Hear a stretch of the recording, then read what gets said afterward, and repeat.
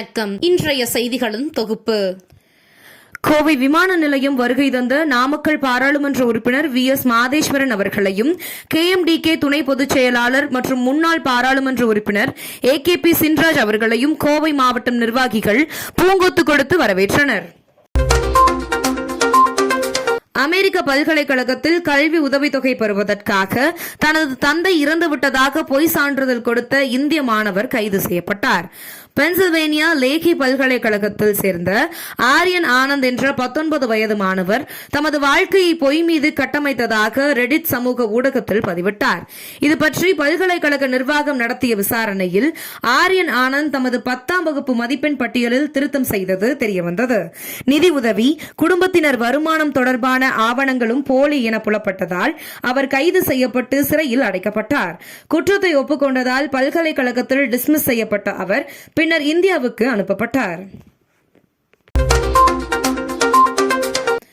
பாலியல் வழக்கில் கைதான முன்னாள் MP பிரஜ்வல் ரேவண்ணா 15 சிம் கார்டுகளை பயன்படுத்தி வந்ததாகவும் வேலைக்கு சிபாரிசு கேட்டு வரும் பெண்களை மிரட்டி பாலியல் வன்கொடுமை செய்து அதனை வீடியோ புகைப்படம் எடுத்ததுடன் அவற்றை பல்வேறு எண்களில் இருந்தும் பெண்களுக்கு அனுப்பி மிரட்டி வந்தது சிறப்பு விசாரணை குழு நடத்திய விசாரணையில் அம்பலம்.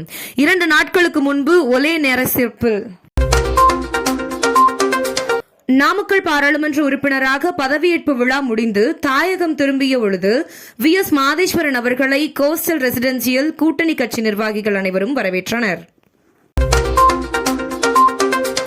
ரஷ்யாவில் 44,000 ஆண்டுகளாக உறைந்த நிலையில் இருந்த ஓநாயின் சடலத்தில் விஞ்ஞானிகள் பிரேத பரிசோதனை மேற்கொண்டனர். குளிர்காலத்தில் -64 டிகிரி செல்சியஸ் வரை வெப்பநிலை பதிவாகும் யக்யூஷியா பகுதியில் 3 ஆண்டுகளுக்கு முன் இந்த ஓநாயின் சடலம் கண்டுபிடிக்கப்பட்டது. அந்த ஓநாய் சதுப்பு நிலத்தில் சிக்கி உறைந்து போய் இறந்ததாக விஞ்ஞானிகள் தெரிவித்தனர். அதன் இரைப்பையில் உள்ள எச்சங்களுக்கு மரபணு சோதனை செய்வதன் மூலம் 44,000 ஆண்டுகளுக்கு முன் அப்பகுதியில் வாழ்ந்த மற்ற உயிரினங்கள் பற்றி தெரிந்து கொள்ள முடியும் என அவர்கள் தெரிவித்துள்ளனர். தமிழக சட்டமன்றத்தில் மதுவிலக்கு திருத்த சட்ட மசோதா தாக்கல். கள்ளச்சாராயம் தயாரிப்பது மற்றும் விற்போருக்கு ஆயுள் தண்டனையோடு 10 லட்சம் ரூபாய் வரை அபராதம் விதிக்கும் வகையில் சட்ட திருத்தம். தருமபுரி மாவட்டத்தில் உள்ள கிராமங்களுக்கு நடமாடும் கருவியை எடுத்துச் சென்று கருவில் உள்ள சிசுக்களின் பாலினத்தை கண்டுபிடித்து சொன்னதாக 5 பேர் கொண்ட கும்பலை போலீசார் கைது செய்தனர். கருவில் உள்ள சிசுவின் பாலினத்தை கண்டறிவது தடை செய்யப்பட்டுள்ள நிலையில் நெட்குந்தி என்ற கிராமத்தில் 4 பெண்களிடம் தலா 13,000 ரூபாய் வாங்கிக் கொண்டு அவர்கள் பாலினத்தை அறிந்து சொன்னதாக கூறப்படுகிறது. இதுபற்றி கிடைத்த ரகசிய தகவலின் பேரில் அவர்களை கைது செய்ததாகவும் அதில் முருகேசன் என்பவர் மீது சட்டவிரோத கருக்கலைப்பு வழக்கு ஏற்கனவே நிலுவையில் உள்ளதாகவும் போலீசார் தெரிவித்துள்ளனர்.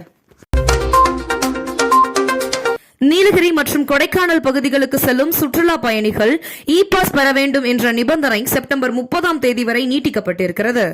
ஜூன் மாதம் இறுதி வரை இ-பாஸ் நடைமுறையில் இருக்கும் என அறிவிக்கப்பட்டிருந்த நிலையில் கால அளவை நீட்டித்து சென்னை உயர்நீதிமன்றம் உத்தரவிட்டுள்ளது. மகளிர் டெஸ்ட் கிரிக்கெட் வரலாற்றில் ஒரு இன்னிங்ஸில் அதிகபட்ச ஸ்கோர் 603 விளாசிய அணி என்ற சாதனையை படைத்துள்ளது இந்தியா. தென்னாப்பிரிக்காவுக்கு எதிரான டெஸ்ட் தொடரில் 1 இரட்டை சதம், 1 சதம், 3 அரை சதங்கள் விளாசப்பட்டுள்ளன. இதற்கு முன் 2024 பிப்ரவரியில் நடந்த தென்னாப்பிரிக்காவுக்கு எதிரான போட்டியில் ஆஸ்திரேலியா அணி 575 ரன்கள் எடுத்ததே சாதனையாக இருந்தது. இத்துடன் செய்திகள் நிறைவடைகிறது. மேலும் இதுபோன்ற செய்திகளுக்கு KMDK லைவ் சேனலை லைக் பண்ணுங்க, ஷேர் பண்ணுங்க, சப்ஸ்கிரைப் பண்ணுங்க.